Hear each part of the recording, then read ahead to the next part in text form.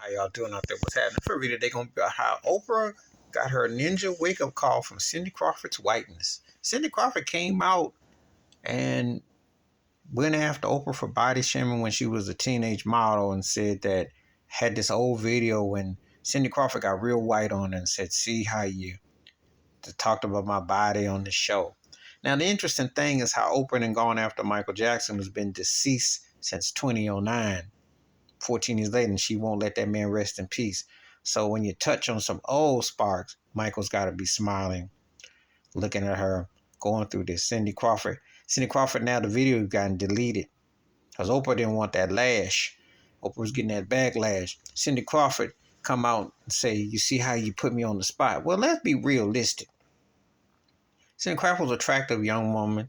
As a matter of fact, Prince's infamous Black album, the song Cindy C, was about as a teenage girl. I don't want to get into that because, some people are coming after Prince and, they didn't say some things.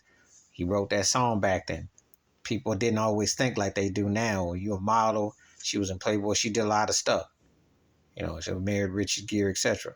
But Cindy Crawford was in George Michael's Freedom 90 video. But she was a model. You're paid for your looks, for crying out loud. It's not like you some deep thinker. She never had any real talent. She wasn't no actress. She couldn't sing, so she had to look good and for the camera.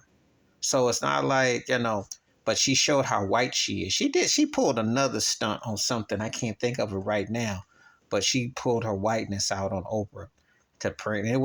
This was a whiteness move. This ain't nothing to do with Michael Jackson. This was a whiteness move to stun on Oprah. She went to her big birthday party a couple years ago, but then, she needed to make some headlines because ain't nobody check for Cindy Crawford in Aliens because she never had much talent to begin with, and she was just a pretty face who got hooked up, who married a leading man at once upon a time, okay?